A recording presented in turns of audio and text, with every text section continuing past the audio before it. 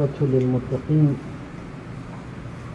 والصلاة والسلام على رسول الله وعلى آله الطيبين الطاهرين المعصومين المظلومين الميامين المهديين المقتولين ولعنة الله دائمة على أعدائهم أجمعين من يومنا هذا إلى قيام يوم الدين. أما بعد، فقال الله تعالى في كتابه المجيد وهو أصدق القائلين وأكرم الأكرمين: أعوذ بالله من الشيطان الرجيم، بسم الله الرحمن الرحيم. يا أيها الذين آمنوا قوا أنفسكم وأهليكم نارا. آمنا بالله، صدق الله العلي العظيم. وصلوا على محمد وآل محمد. اللهم صل على محمد وآل محمد. I begin in the name of Allah, the most gracious, the most merciful, with the ayah from Surah Al-Tahrim, which deals with the subject of protecting ourselves and our family from the fire of Jahannam. I chose this ayah in relation to its connection with the Risalat-ul-Huquq of Imam Zain-Ul-Abideen with regards to the rights of children over parents. And I felt it was very important, in light of the fact that this document, Risalat-ul-Huquq, and the things associated with it, we'll get to some points of that a little bit later on, is not that well known. What the Imam has explained about the rights of human beings upon one another, the rights that the soul has, the rights of the mother, rights of the children over parents. Children have an ultimate right.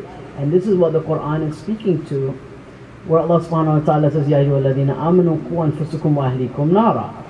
That all you who believe, protect yourselves and your family from the fire of hell, right? Which is fueled, waquduha, right? And its fuel is men and rocks, right? So the fuel that fires, that ignites, or that continues to allow the fire of hell to rage, are rocks and human flesh itself. And here Allah subhanahu wa ta'ala is telling us to protect ourselves and our wife and our children from that ultimate Jahannam. Ultimately, a father and a mother has no greater duty than to protect their child, themselves, and their loved ones from the fire of hell. And sometimes we have to protect our children from themselves from the fire of hell. It's not about protecting our children's love or things like this. So often this occurs. And I remember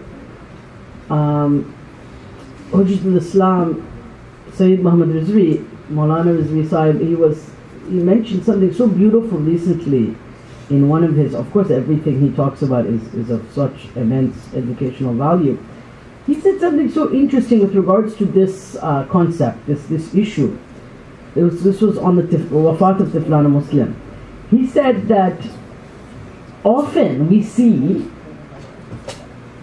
that children sometimes can have negative effect on the parents.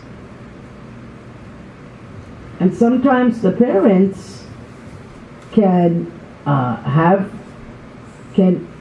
be negatively influenced by their children to do certain things that they normally wouldn't do, forgetting that their ultimate duty is to protect that child from the knot of Jahannam. So forgetting the ultimate purpose of being a parent, the ultimate responsibility of being a father or a mother, that they end up protecting, they end up thinking that they're protecting their child from something, but in reality they're not protecting them from what is most, which is right in front of them. And all of this comes back to the level of our ma'rifat, the level of our awareness of who Allah subhanahu wa ta'ala is. What do we owe Allah? And what is the nature of that return to Allah? So these are all, of course, theological questions. But when these ultimate theological questions, the questions of Aqidah, are not understood in their comprehensive manner, and not accepted with their heart in a comprehensive way, then we find ultimately, na'udhu billah, that we would make the wrong decisions for the wrong reasons, because our own foundation by which we make certain moral and ethical decisions is not founded on the ma'rifat of Allah subhanahu wa ta'ala, or the ma'rifat of the Nabi, or the ma'rifat of the Imam, or ma'rifat of Deen. Right? These four things. It's not founded on that. So the process of decision making is just from nafs. It's nafsani. It's nothing to do with Allah subhanahu wa ta'ala. It is essentially from nafs, and when it is from nafs, obviously it is from shaitan, not from Allah. So we have to understand, what is the process by which I make a decision? What is the process by which I choose how to educate my child? What is the process by which I decide whether, this is best for me and my family or not, this step to take? And ultimately, the ultimate thing is, Ya ayyuhalladhina amanu qu anfusakum wa ahlikum nara, that all you who believe, protect yourself and your family from the fire of hell. Nothing about, but I love my child. Nothing about, but she'll be upset with me. He'll be angry with me if I don't let him talk to this person, let's say, on a certain application or something like this. As an educator of 800 students in the school at As-Sadiq, I deal with these things every single day. As I know, as a director, I deal with these things every day from every single kind of age group. So this is my experience, my experiences in these issues.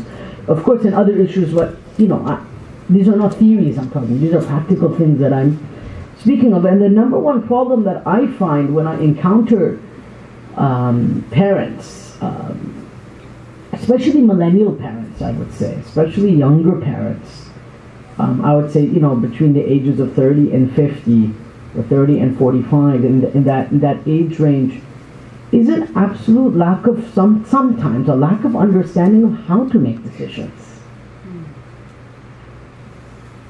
They say, but this is better for her, Maulana. I said, well, according to whom? Well, this is what our feelings are. I said, well, Ya ayyuhalladhina amanu qu anfusakum wa ahlikum nara. What about the ayah of Quran? Then you realize, as Imam Zain-Ul-Abideen tells us something very powerful in Sayyid Sajjadiyya, in one of the supplications, where he says, Allahumma ashrab qulubana inkar amali. That, oh Allah, allow our hearts to be consumed with the rejection of shaitan's waswas. That everything that Satan comes and whispers in our ears about, just let him be comfortable, just one time, let it go, just one time. This is all the waswas of shaitan, that, oh, if I don't let, my child have a music party, he's going to be angry at me for the rest of his life. This is shaitan, of course, tab'an. Mubasharatan. This is, of course, Satan, as the Quran tells us. Aduun mubin. And Imam tells us in this dua, and oh Allah, let our hearts be consumed with the inkar of the amal of shaitan. That our hearts cannot be consumed with Allah unless it is consumed first with the inkar of shaitan and the qubul of Allah. This is very deep. Imam Zain-Ul-Abideen, just one line from one supplication of the fourth Imam. Allahumma ashrab qulubana bi inkar amalihi. That, oh Allah, let our hearts, our qulub, consume what? The rejection of shaitan. Meaning the opposite meaning, let our hearts be consumed with everything that Allah and His Messenger will for us. And the converse and the antithesis of that, the opposite of that, is the rejection of everything that is evil, everything that is outside the borders of Islam. So ultimately, if our hearts are not convinced and we do not understand here then we will not be able in the difficult times to make the right decisions. For example, when we're faced with decisions, especially as our children get older, the decisions become even more difficult. And more difficult and more difficult. And we have to decide ultimately what is best for them and what is best for our own souls. Because if we make the wrong decision for them, that is a wrong decision for our own soul, because we have a double hisab, right? We as parents, I'm a parent as well, we as parents are responsible for our children and ourselves. So it doesn't matter if I am religious, if I've created an environment where my child is flourishing as not being religious. So it would be the opposite of flourishing, we would say, degressing, not progressing, in a life that is distant or ba'eed from the teachings of the spirituality of the Quran and the Ahlul Bayt, then it doesn't matter how much amal I do.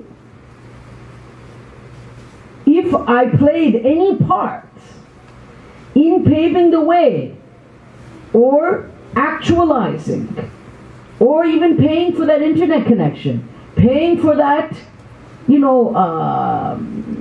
some means, contributing means by which sin can occur, I am ultimately, in the eyes of Allah, as the guardian and the wali of the child, I am held responsible. We cannot get out of it, as Allama Majlisi's father, Muhammad Taqi Majlisi, says, by simply being religious ourselves. That doesn't count. It's not enough. That is a kind of, that is an excuse that is not accepted by Allah. Right? Often we live, or vice versa, that our child is religious but we are not, but thank God she is wearing hijab. What does that mean? This is complete hypocrisy. Oh, thank God, he is praying, getting up for Fajr, but I am not, God forbid. So the influences sometimes can be the other way, and sometimes it can be from the parent, sometimes the good influence can be from the child, sometimes the good influence can be from the parent, sometimes the bad influence from the child, sometimes the bad influence from the parents. And we have different examples of this in the Quran, right? Different examples and different stories of Nabi Noah, and different examples of this, Nabi Ibrahim, different examples, right, in the Quran. But ultimately, as Imam Zain-Ul-Abideen tells us,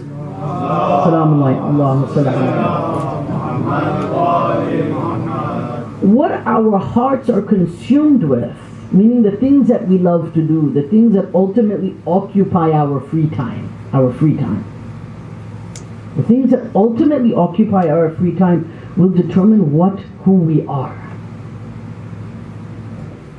And that will determine the nature of our soul, which will then determine our ability or lack of ability to make the right decisions at the right time. Whether it be come to my child's marriage, whether it be come to their career, whether it come to the nature of my relationship with my wife, or my wife's relationship with me. And then ultimately, it all boils down to my ability or lack of my ability to take the steps necessary to protect myself and my family from the fire of hell. It's a logical step-by-step process. And the Quran and the traditions indicate this very clearly to us. And ultimately, we again go to the Quran from Surah Al-Baqarah, the story of the Yahud and what happened to them, right? أُشْرِبُوا فِي قُلُوبِهِمْ الْعِجْلَ بِكُفْرِهِمْ. That when they began worshipping this cow, what happened? Their hearts were consumed by it. So because their hearts were consumed by it, أُشْرِبُوا فِي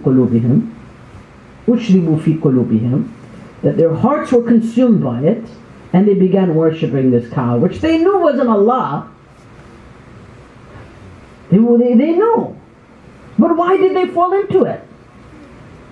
Because ultimately for many of them, they never believed in Musa. Ultimately the asas of their religion wasn't there. It was just bakhan. Labbaik, labbaik, Allahumma labbaik. But they had many slogans for Musa. But ultimately when it came down to it, there was no meat there.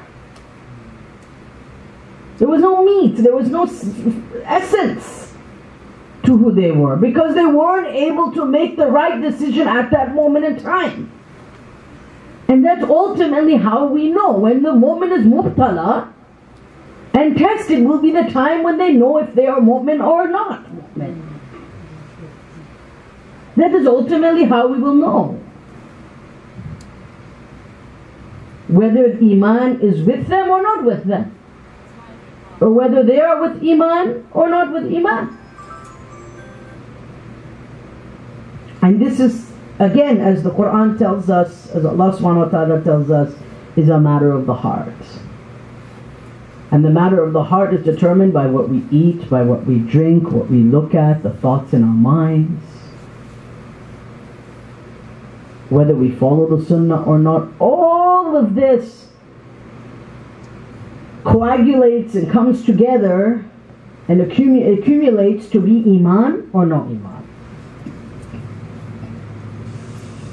And then it becomes that asset that either we've built up those assets in order to make the right decisions, to have the strength and the necessary spiritual fortitude to make the right decision and the right sacrifices at the right time. But if we've not built up that asset, then we won't be able to make those right decisions. And that's what happened to Bani Israel,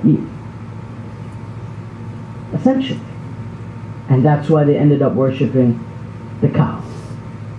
Going from being saved from Egypt to seeing the miracles of Allah in front of them, the parting of the Red Sea, everything, and ending up in kufr. Again, it's what the heart's consumed. So when we see munkar, we have to ask, does our heart dislike it? What is our relationship with munkar, with evil, when we see it? Or is our heart, meaning our heart here, our mind, our soul, what people can't see? That's what I'm saying.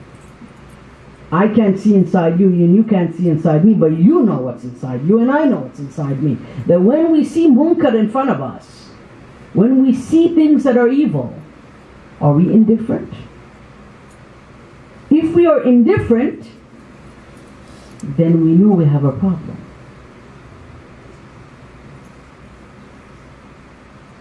Then we know we have a very big problem. And then we know, obviously, that we have to work on that. Right? And that's essentially a practice which is between us and Allah subhanahu wa ta'ala. Ultimately, Allah will even hold us accountable for being indifferent towards munkar when we see it. Even if we can't do anything with our hands and we can't do anything with our tongue. No one controls what's in here. Allah knows. يَحُولُ بَيْنَ الْمَرْءِ وَقَلْبِهِ, that He hovers between a man and his heart. Metaphorically, of course. Quran indicates that, right? يَحُولُ بَيْنَ الْمَرْءِ وَقَلْبِهِ. It's between a person and his heart. So ultimately that will then determine the way we raise our children. Because if we can't protect ourselves from nar, how are we going to protect our children? And that is what the Quran and the Sunnah is coming to again and again. Sallu ala Muhammad wa ala Muhammad. Allahumma salli ala Muhammad wa ala Muhammad. And for the first time in history, human beings find themselves in a state, meaning over the last 50 years, 50 years, 60 years, find themselves in a state without any purpose. They essentially don't know why they're here, don't care why they're here, don't know where they came from and don't know where they're going. This is the first time, really, in human, because human history is a long history. So let us take like 3,000 years. I mean, even native indigenous tribes have certain myths and concepts that they live by, that they understand. Today we live in a world of complete nihilism, meaning nothingness. Nothing. Lights on, nobody's home. Lights are on in all the houses, but really nobody's home here. Because we live in a world that is obsessed with spectacle, events, with things that have absolutely no bearing on their ultimate purpose in life. And the things that ultimately have no bearing on their purpose of life become the center of their life. Now we're in a problem. Big problem. And if someone dies and nobody knows what to do, they end up either in the bottle, depression, suicide. Ultimately. Why? Because there's ultimately no purpose. There's no underlying understanding of what life is about and why we exist and where we are going. I don't want to use big philosophical words, so I'll explain it that way. There's, of course, philosophical terminologies for all. There's no need to use those words to complicate it. I could say all of this in 1 or 2 words, but the point is that, and this is what is expressed to us in our school system, for the large part, unless you find yourself homeschooling or or in a more God-centered environment. It doesn't even have to be Muslim necessarily, but at least God-centered. Ultimately, what did I grow up with? Nothing. I graduated in 2001, 2002 from high school. And if I think of my schooling from the time of, from I remember from grade 2, at least grade 1 until then,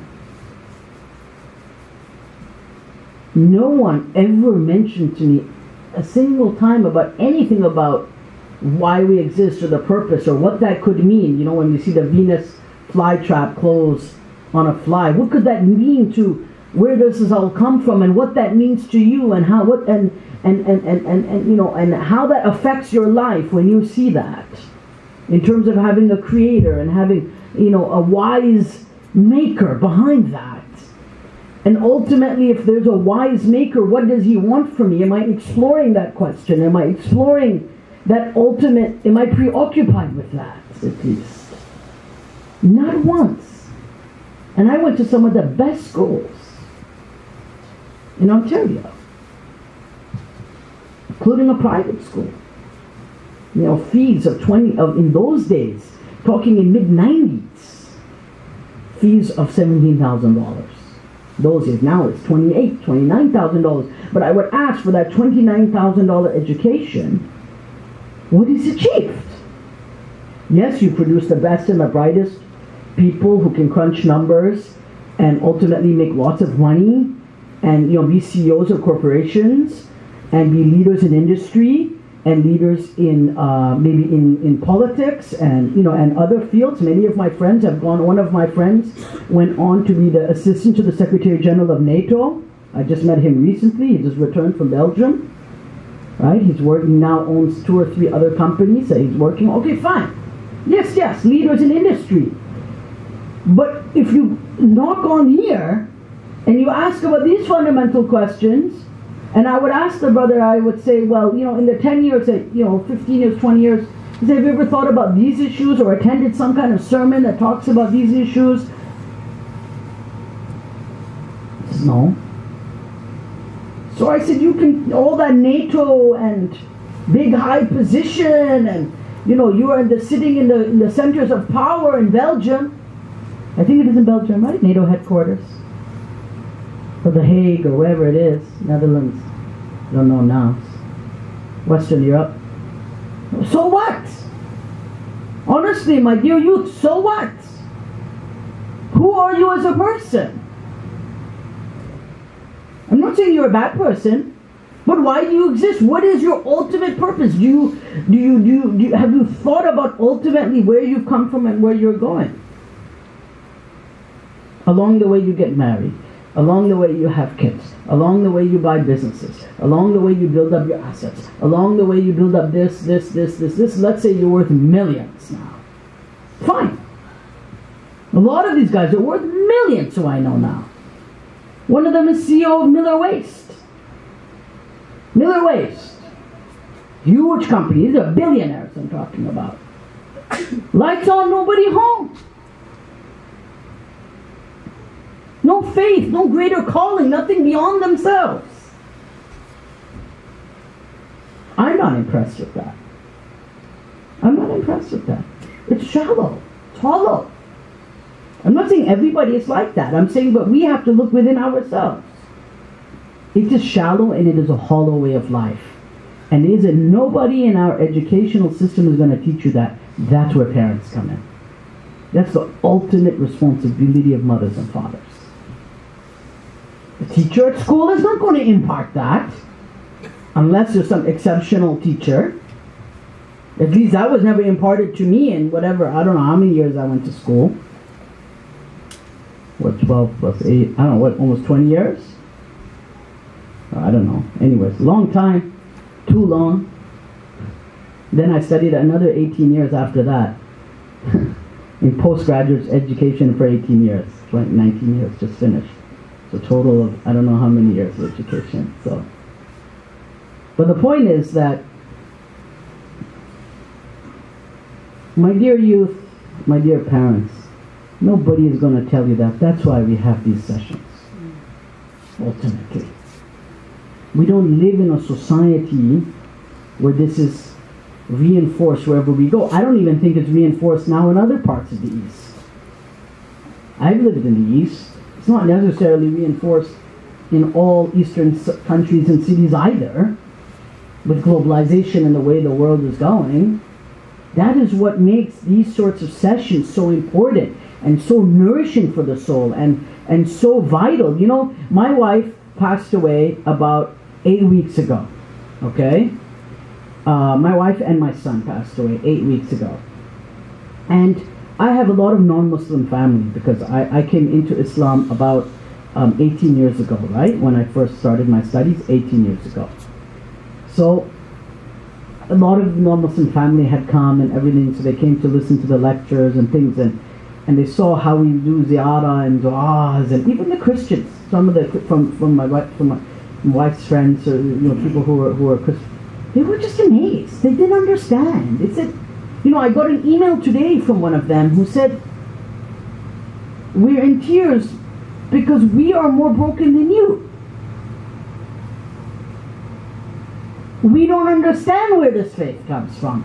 This power of faith, this power of not only faith, not blind faith, but deep, wise understanding of the meaning of life, the nature of suffering, the nature of existence. It is profound. It is, my brother comes to me, he's not a Muslim. He's 40 years old, he's not a Muslim. He comes to me and he says, if you don't mind, when I'm in town, can I attend the sermons of this, Imam, Sayyid Rizvi? He attended a couple of, he said, do you mind if I come? Because I've listened to a lot of people over the years, but there's a lot of wisdom here. There's a wisdom that I don't find in my daily life. And this is unique about your religion. Profoundly unique. Because it grounds us in something that is beyond ourselves. And it's not in some kind of ridiculous blind faith. It's founded on deep philosophical, theological, and ugly principles, intellectual principles. And if we understand that and appreciate that, then we have to live by those principles ourselves. Otherwise, then it is just, we are here to remember Imam Zain-Ul-Abideen and we'll go home, and what does Imam Zain-Ul-Abideen really even mean to us? Sallu ala Muhammad wa ali Muhammad. Allahumma salli ala Muhammad wa ali Muhammad. The Imam says in Dua bi Hamza Thumali, a very, very beautiful statement. He says, Anna rahila ilayk, that the one that is journeying to you, to find you. As I said, starting with that Venus flytrap, closing on the fly. Just looking at it and thinking how that fly touches one hair of the plant and it sets off a chain reaction that causes the plant to close and consume that animal or bug or insect or whatever it is that's within its leaves. That as we journey out to think about this, and what could this mean to us and our existence and everything around us? Ana rahila ilayk. We're on this journey to you, as Imam Zain-Ul-Abideen says. Ana rahila ilayk. Qareebul masafa. It's a very short journey. It's actually not that long. Because this is a rahmah of Allah. That the journey of our life may seem long at times when we think about it. It may, for some. But the ultimate journey to God is actually very short. This requires a lot of understanding. How is the journey to Allah short?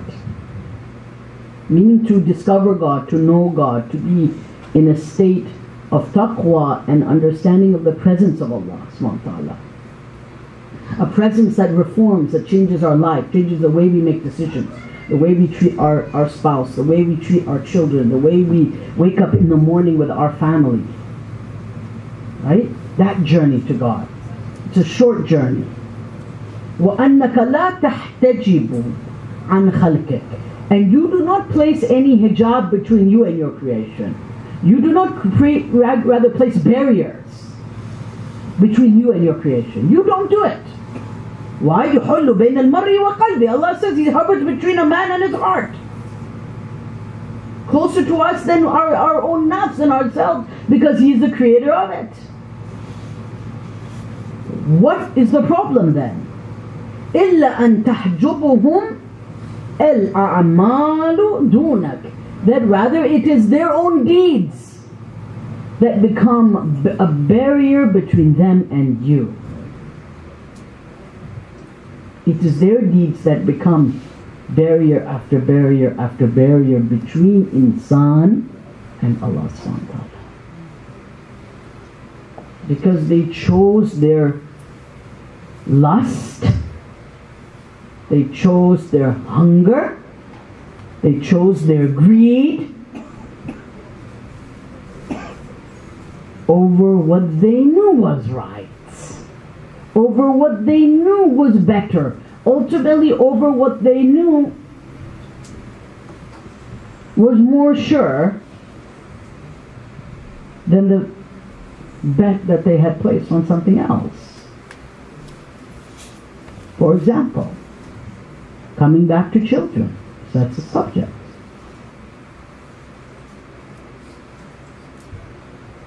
A child asks a father or mother, I'm getting married and I want to have a party for my wife.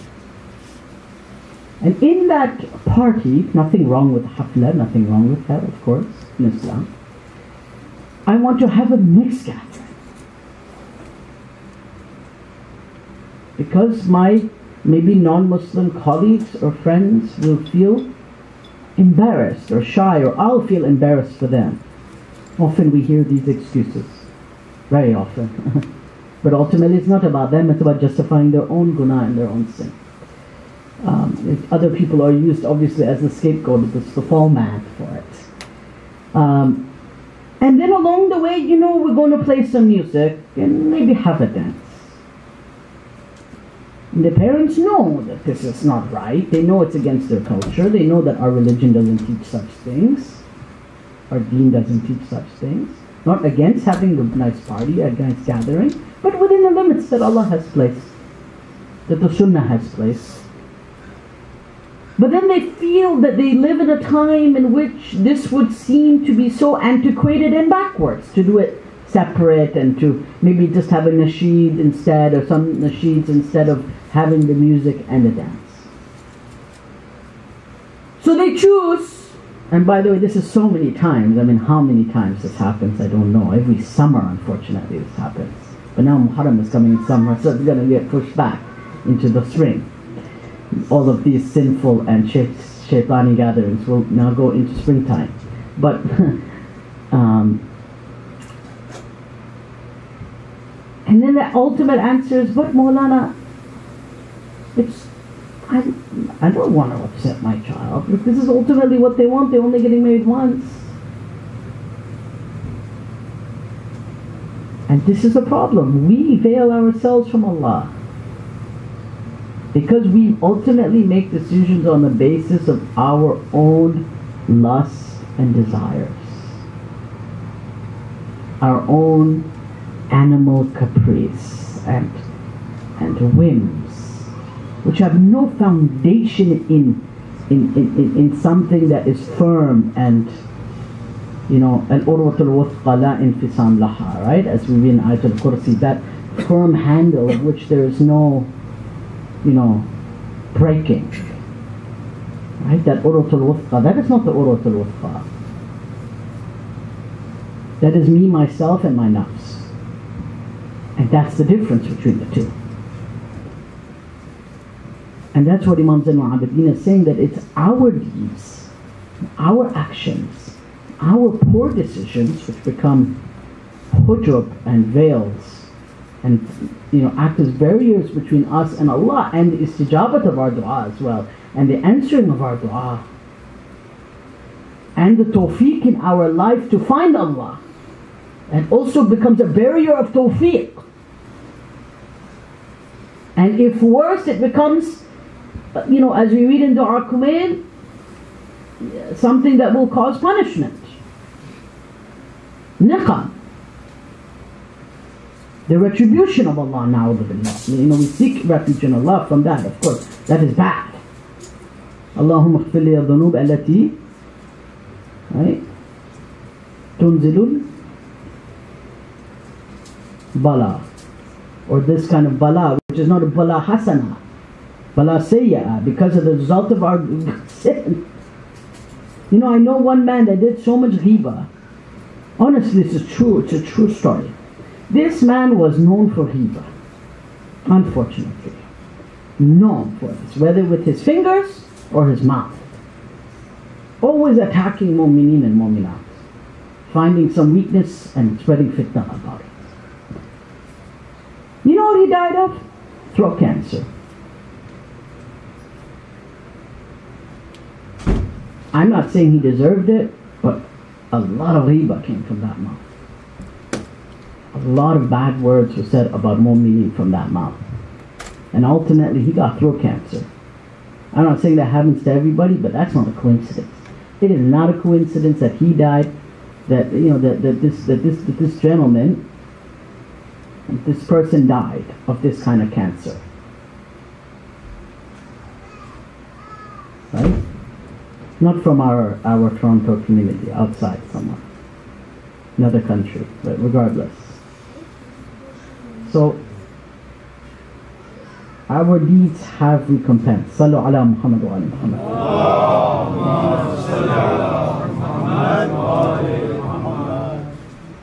And the Imam says that we are mas'ool with regards to how we choose to raise our children. And then he says we must be an assistant, a ma'una, to our child to find Allah subhanahu wa ta'ala. So we have to ask ourselves, are we a means by which our child finds Allah? So not only we don't stand in the way, but we have to be a means for them. And if we don't know, then we have to learn ourselves. Al-ma'una lahu ala ta'atihi wa muthabun ala dhalika wa mu'aqab.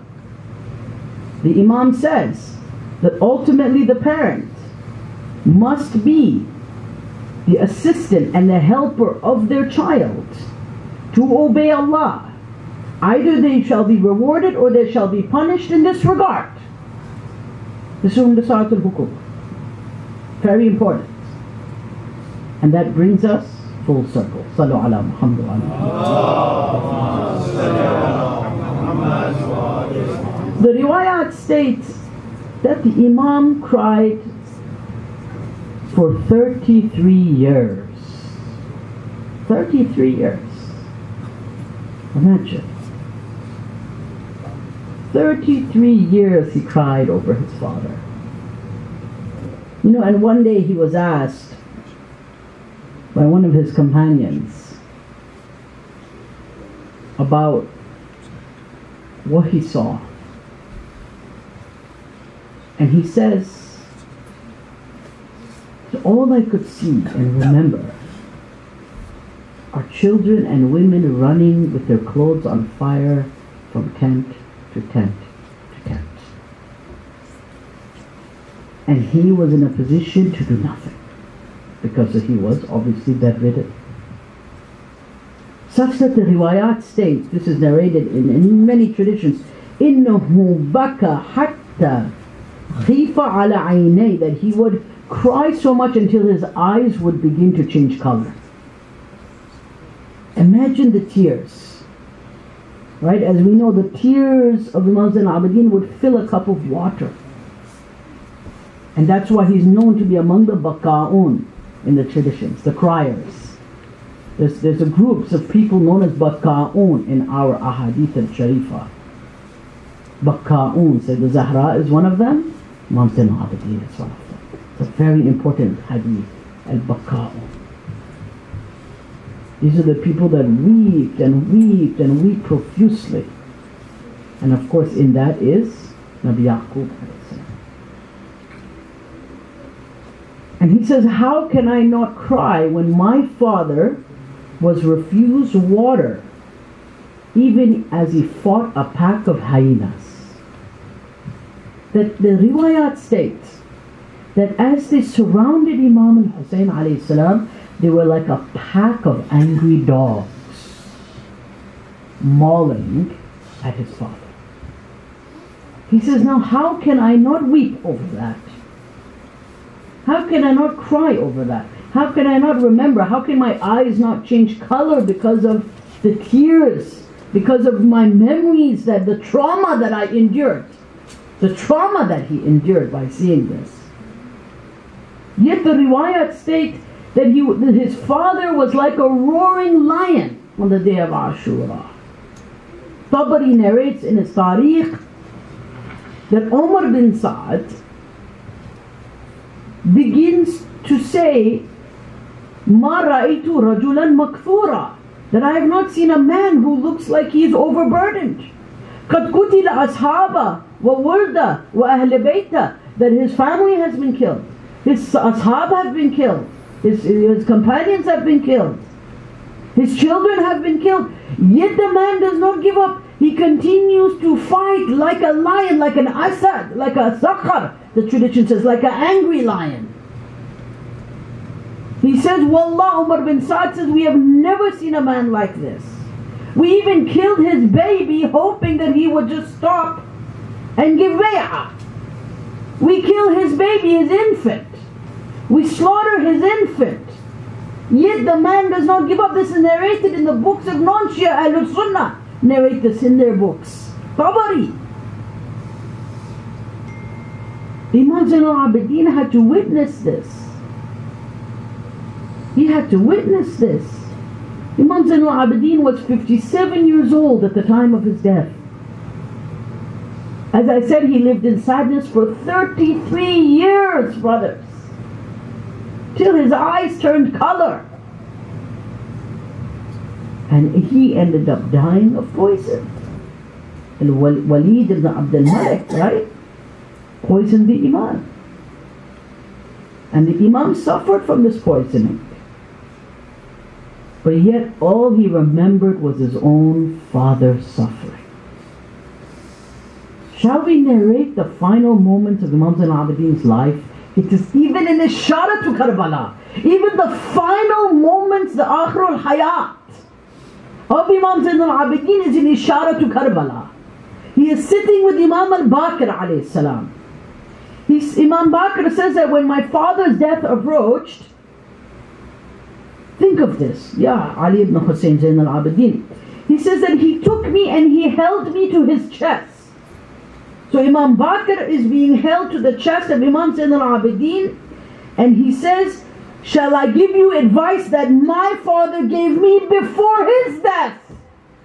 So this is a nasihat of Imam al-Hussein to Imam Zain-Ul-Abideen on the day of Ashura, where he says, Ya Bunayya, oh my son, Iyaka wa dhulma man la yajidu alayka nasira illallah. He says, oh my son, know that the one that is oppressed shall not find any helper except for Allah. La nasiran illallah. That tells us what was the state of mind of Imam al-Hussein at his death. That there is no nasir but Allah. La ilaha illahu. La hawla wa la quwwata illa billah al-aliyyul azim. Look at the strength of Imam al-Hussein alayhi salam. Imam Zain-Ul-Abideen is narrating this to Imam Baqir at the final moments of his life. Because he knew that his father was the only one who had no one at his death. Imam Baqir was there at Imam Zain-Ul-Abideen. Imam Ali was there at the Holy Prophet's death.